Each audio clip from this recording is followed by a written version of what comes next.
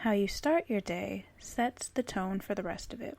My most productive days come when I follow a regular routine. And currently, that routine consists of quiet time. So that's prayer, meditation, journaling, or a combination of all three.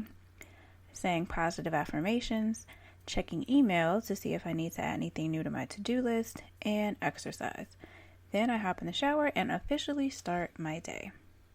In this podcast, I want to talk to you about a specific part of my morning routine, the positive affirmations. I love this quote by Muhammad Ali. He says, "I figured that if I said it enough, I would convince the world that I really was the greatest." In this quote, he's speaking about convincing other people that he was the greatest, but this works with changing your attitude about yourself too. We already know that our subconscious mind plays a big role in achieving our desires. According to psychiatrist Walter E. Jacobson, MD, positive affirmations can be beneficial. If you think positively about yourself, you're more likely to do things in your best interest, like taking your time to craft a stellar proposal for a big project, for example. On the other hand, if your inner critic gets the best of you, you're more likely to engage in self-sabotaging behaviors instead, like waiting until the last minute to submit that proposal and it being less than your best work. Taking this example a little further, how you approach the project will depend on the likelihood of you getting it in the first place.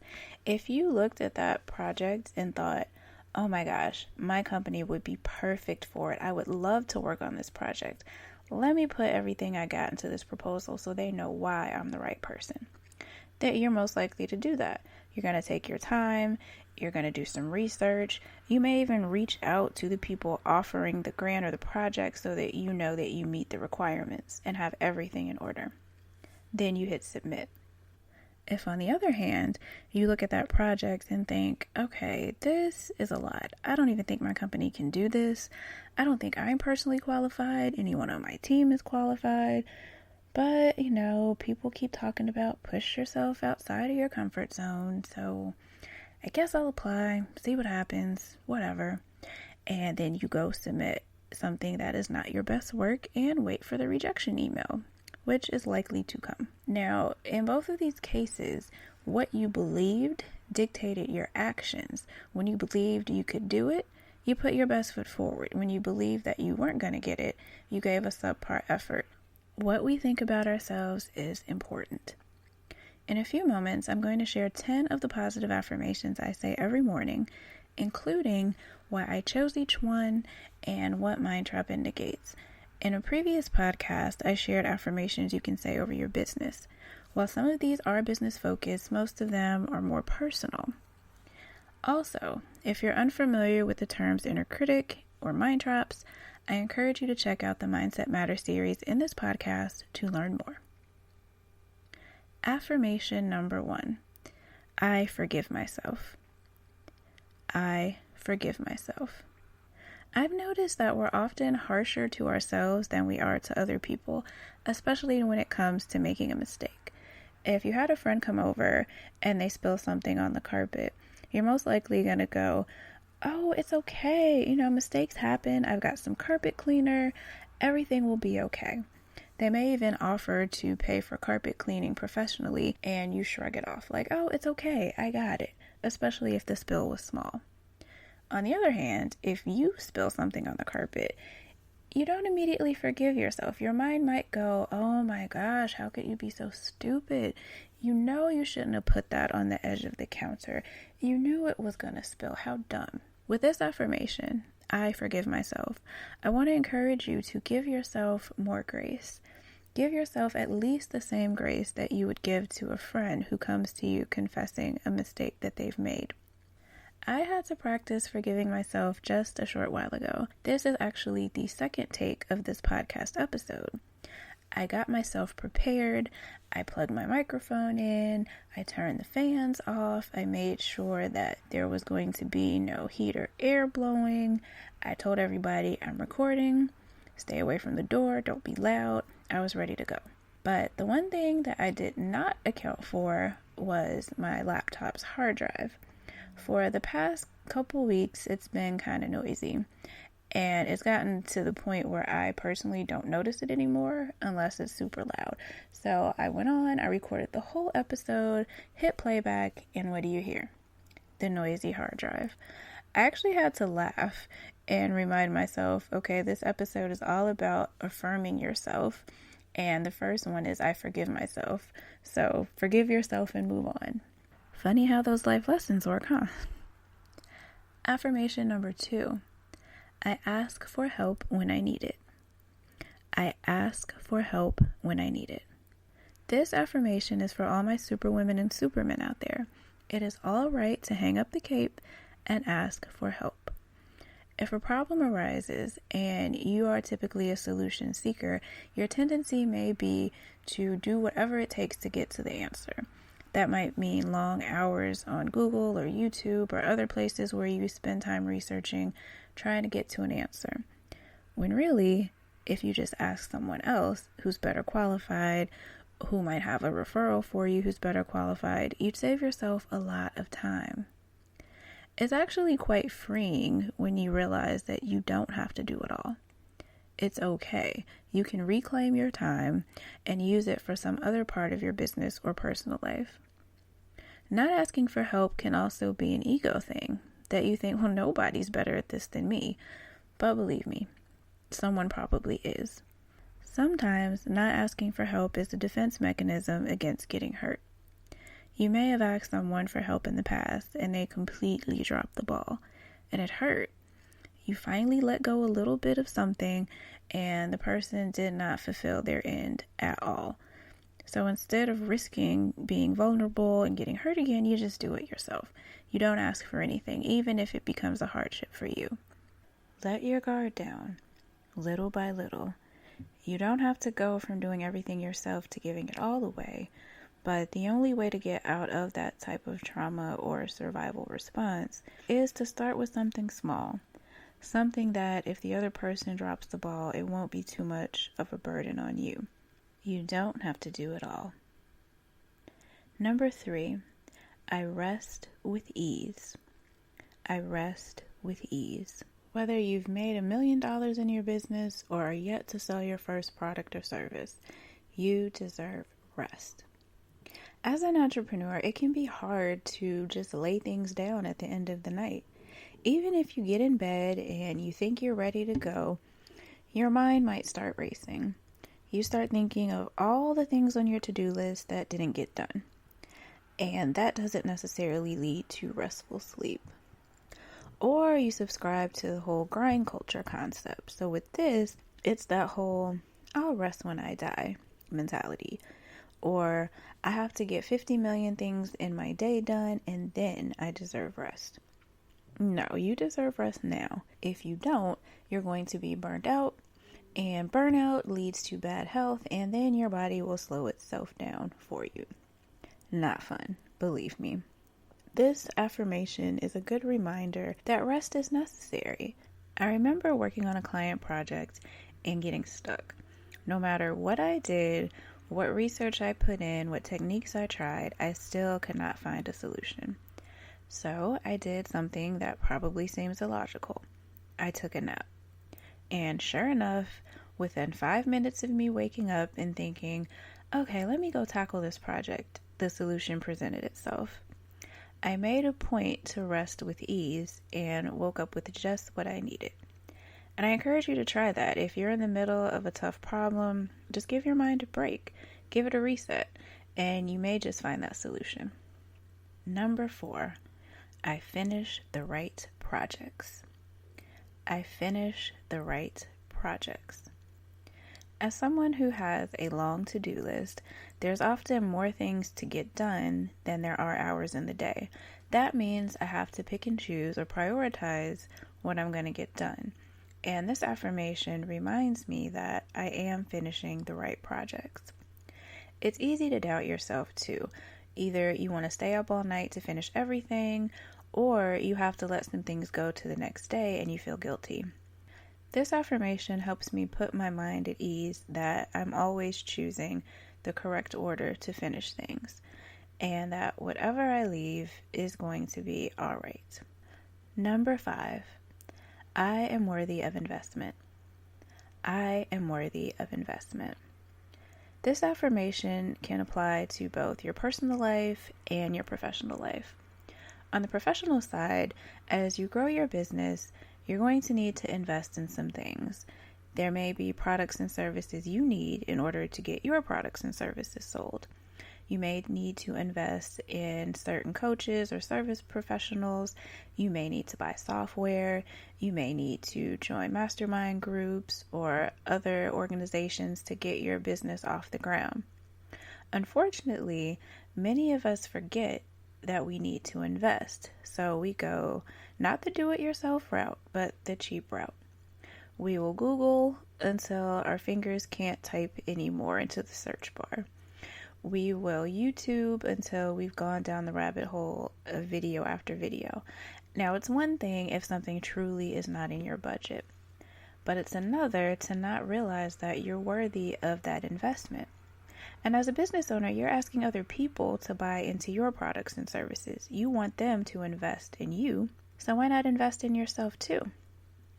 I've often found that when I do make an investment in my business, it comes back pretty quickly. It's like a little door is open saying, oh, okay, you're open to giving. Well, now it's time to receive. And on a personal side, it's okay to treat yourself sometimes.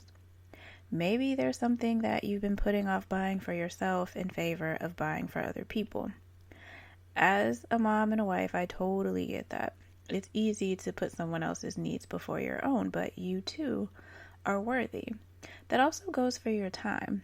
Especially if you're someone who ends up pouring out a bunch of herself or himself for other people. It's okay to reclaim your time and have a little self-care. It is not selfish at all. Even if you're busy, take a few extra minutes in the car to sit by yourself. Or if you're in a good weather place, walk around the block. Get some fresh air. And again, take that self-care. You are definitely worthy of investment. And I say that no matter what anyone else may have told you in the past. Some may be like, why are you spending that money on you? Don't you have bills? Or why are you taking that time for yourself? Aren't there other people you could be helping? Just ignore that. There's actually a podcast on dream killers. I encourage you to listen to that if any of what I just said resonated with you. Affirmation number 6. Great work finds me. I put it this way because it means that work is finding you. You're not necessarily having to go get the work. That can look like getting a text message from someone who's referring a client to you. It can mean opening your email and someone offering to sponsor something in your business. It can mean going on social media to post something, checking your DMs, and noticing that someone's offering you a sponsorship for something. It could be all kinds of things, but the key here is that work is finding you. And I love this affirmation because it means that what I'm putting out into the world, what you are putting out into the world, is being noticed.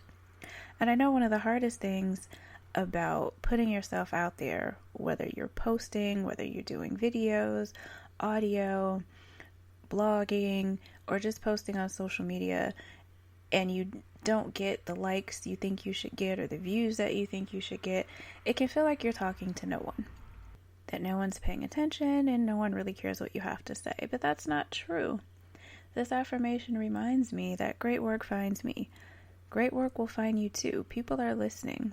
They may not always be liking or commenting, but they're there, believe me. Number 7, I am healthy, whole, and healed at all times. I am healthy, whole, and healed at all times. This is both mental and physical. When I think about health, I think about your mindset, what we're talking about here. I think about your body, making sure you're putting good things into it, making sure you're exercising, making sure you're free of sickness. Whole, I look at that more mentally, from wholeness and not being broken. Sometimes when we're doing something different, like running a business, you're going to have people who don't understand. Again, that's that dream killer notion. And they may try to convince you that there's something wrong with you. that you're broken in some way, or that because of something that happened in your past, your business will not be successful in the future. Not true at all. You are whole. You are not broken. There's nothing wrong with you. We all have work to do on ourselves, but again, you are not broken. And the healed part, it's a good reminder, even if you're going through something health-wise, even if you may be sick or faced with a chronic disease, you can still be healed. That might not necessarily mean a full physical recovery. It could also be mentally sound, mentally healthy, and able to take on anything that the illness is presenting to you. You are healthy, you are whole, you are healed at all times. Number 8, I am earning all the money I want doing what I love. I am earning all the money I want doing what I love. A couple keywords in here stick out to me. The first word is want. It doesn't say I'm making all the money I need, it says I'm making all the money I want. I think that's important because sometimes we get stuck in need. I have $3,000 worth of bills, so I want to make enough money to cover these bills. No, dream higher. What do you really want? Do you want to make $100,000 a year? Do you want to be a millionaire? Or would you be satisfied just making $30,000 and calling it a day? Own that. What is it that you want? Make that the goal. Not just limiting what you think you need or what you should want. And I say should because we often should ourselves to death. Like, I shouldn't want all this money. I shouldn't want all these things. Yes, you should. Have no fear. Limit any type of scarcity mindset that's trying to put you into a little box. Own what you want and be okay with it. The second part is love. Doing what I love to do. And of course that means honing in first on what is it that you love to do and being honest with yourself. Sometimes what you're doing isn't working anymore, and that's okay. You can pivot. Maybe it's time to add new services to what you're currently offering. Maybe it's time to get into a completely new business altogether, and that's okay. I also hone in on the word love because the things that you love to do aren't always business-wise. I want you to be earning money when you sleep, when you're watching a movie, spending time with your family. It also means setting your business up, business hours especially, in a way that energizes you. If you're not someone who wants to sit in front of the computer or be on the phone for 8 hours a day, then design your business so you don't have to be. Invest in creating a digital product, for example. You can make money in your sleep that way. You can be in dreamland at 3 o'clock in the morning and wake up to a payment notification because someone purchased your online course. You could be having a spa day at home or out somewhere and come out of there, and again, your payment notification goes off because someone purchased your product or service. I am earning all the money I want doing what I love. Number 9, I no longer take responsibility for things that are not mine to care for. Again, I no longer take responsibility for things that are not mine to care for. I look at this one as mainly personal. If you're a giver, you have likely run into several takers. Those are the people who may ask you for one favor and then that one favor turns into 10 favors. And sometimes in them asking that favor, it also tends to shift responsibility to you for things that you really should not be responsible for. A simple way to say this affirmation is even, that's not my job. Think about it from the lens of a parent. When you have a baby, that child cannot feed themselves. You have to do the cooking and, depending on the age of the child, even the feeding. But think about when that child grows up. Say your child is 25 years old. That's no longer your responsibility. That is an adult.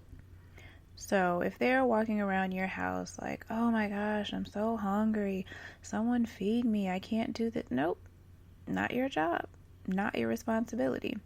If they're not sick, there's a lot of options. They can use delivery services, they can cook something, they can eat something raw, grab a piece of fruit and call it a day. Not your responsibility. If you still work in a professional setting that's not your own business, it can happen there too. You may have a coworker who is responsible for a certain piece of the project and says, "Hey, can you do this part for me?" No. If you feel like doing a favor, sure, but no, because if something doesn't go well, who are they going to blame? You. And it wasn't your responsibility in the first place. A lot of this comes again because we can be givers. We like helping people. Probably part of the reason you went into business, because you wanted to provide solutions to people's problems. Unfortunately, that too can set you up for solving problems that are not yours to solve. It can also happen when you get in relationships, personal or romantic, with people who you see great potential in. You just know they can be a success, if only. But they have to want that same level of success, or anything you say to them will just be wasted breath. Sure, you may plant the seed in them, but it's definitely not going to grow until they personally want that success for themselves. It's not your responsibility to get them from point A to point B to point C. Don't take it on. It will only frustrate you. You no longer take responsibility. As the affirmation says, I no longer take responsibility for things that are not mine to care for. And lastly, number 10, the right doors are always opening for me. The right doors are always opening for me. This means that your business is being talked about by people you don't even know. It's being mentioned in rooms that you've never been in but will be soon. It also means that the wrong doors are closing for you. Now that is hard to hear sometimes, because when we want something, we really want it. And if we don't get it, it can be horrible. I mean, it's just disappointing, especially if it's something that you thought you were going to get. I know for me, a few months ago, I applied for this mastermind type program. I went over all the questions. I put what I felt were my best answers to everything, read over it a few times, hit submit, was like, okay, this was good. I'm going to just sit back and wait for that congratulations email. And that email did not come. Instead, I got a thank you. We'll keep you on the waiting list if you'd like, but not right now. That was not a fun email to get, and yes, I was in my feelings for a minute, but I realized, okay, if I know that the right doors are always opening for me, that means that the wrong doors are closing. Let me change my mindset on this one and keep moving forward. And a few weeks later, I got the opportunity to apply to a different program from an entirely different source, an unexpected source, and I got in. If I gotten into that first program, I don't even think I would have applied to the second one. And if I did, I know I wouldn't have been able to devote the right amount of time to make both of those opportunities successful. This affirmation also attacks that scarcity mindset, that there's only enough out there for a certain amount of people, and that there's probably not enough of whatever it is that you want left for you. If you know that what's for you is for you, when something doesn't go your way, you don't have to worry. Just say, oh, okay, obviously that wasn't mine, so okay. It'll save you a lot of grief. Internally, you don't beat yourself up over something that didn't happen. And externally, if people try to come and say, oh, well, this is evidence that your little business wasn't working in the first place, you already know, no, that doesn't mean that I'm not successful. That doesn't mean that what I want to do is not going to work. It just means that that opportunity was not for me. And what is for me will come. The right doors are always opening for me. Those were 10 of the affirmations that I say every day in my morning routine. Here they are again. I forgive myself. I ask for help when I need it. I rest with ease. I finish the right projects. I am worthy of investment. Great work finds me. I am healthy, whole, and healed at all times. I am earning all the money I want, doing what I love. I no longer take responsibility for things that are not mine to care for. The right doors are always opening for me. So how can you use these affirmations? One thing you can do is print them out and put them somewhere you'll see them regularly. It's the same concept if you have a vision board. You're supposed to put it somewhere prominent that you're going to see every day as a reminder to achieve your goals. And for affirmations, I believe it's the same. You do that so that you can remind yourself that these are the truths that you believe in. Something else you can do is come back to this podcast and you can listen to me recite them to you. You can also open your voice recording app and record yourself saying the affirmations. Then you can play them back as part of your morning routine or whenever you need to pick me up. Were affirmations already a part of your daily routine? If so, which ones are your favorite? I'd love to hear them. Just make a comment or send me a private message. If any of these 10 affirmations resonated with you, I'd love to hear that too. Until next time, have an amazing day. Bye.